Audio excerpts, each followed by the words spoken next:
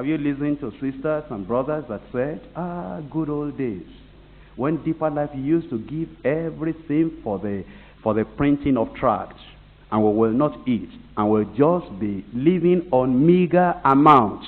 Those are the backsliders. Good old days. They never do it again. They never give again. They grudge God. Good old days. Have you remembered good old days when we just spent all our money on evangelism, or on retreat, or on this and on that? Thank God now that things are changing in our church. That right now, we just eat and we look good and we dress well and, things are better. And now we can spend our money educating our children. Those are the backsliders. They don't accept Jesus as Lord anymore. He's not Lord over their possession. He's not Lord over what they have. No wonder that all your churches that I've visited, those churches are collapsing. If it were not the fact that Jesus has promised to be with you where 2 or 3 are gathered together, he would not have been there. The mosques in your cities are better than the churches you are in. And the people that are wearing white garments, that are drinking holy water, they have better churches than you people have. But thank God in Lagos here, we tell them, let them receive Jesus as Lord. He has right to all their possessions. And we don't have to beg the people here. If they belong to God, their money belongs to God. Not tithe, not tithe. That's the beginning. That's where you start. When you're a new convert. And if all that you are still giving is a tithe, after 20 years of conversion, 10 years of conversion, you are not growing. You are stingy over your possession. And the pastor has to cry and weep. And some of our pastors have to go on a sideline job. Go and do this job and this job before money can come into the church to build the church. But in the early church, those people that accepted Jesus as Lord, they sold their lands, they sold their houses. Where are we going to live? I don't know where you're going to live. The church has priority. Are you saying that we should give all our money? If the Lord has need of it, give all of it.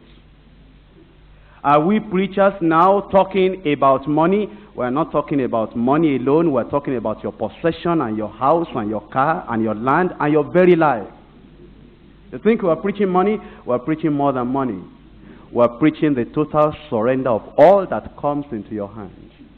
That's lordship. And that is Christianity. That is the faith of the New Testament. But the one that we go around the corner, because they pass paper, write pledge. And you write pledge of 20 naira. State representatives throw their papers back to them. If that is all the respect and all the commitment they have for the Lord, throw it to them. And then go and pray and let manna come down from heaven. We build their church without them, and then they can become bench warmers and come and be sitting in church. But Jesus is not Lord over such people that will only give every, in the offering, 50 kobo. Zonal leader. Receiving 500 naira.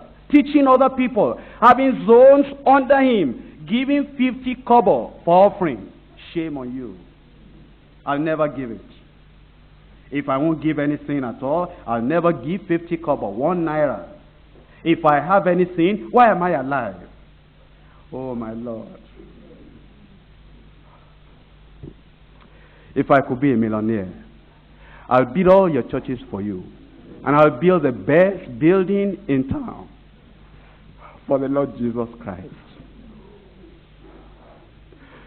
If I could sell myself for money, I'll do it.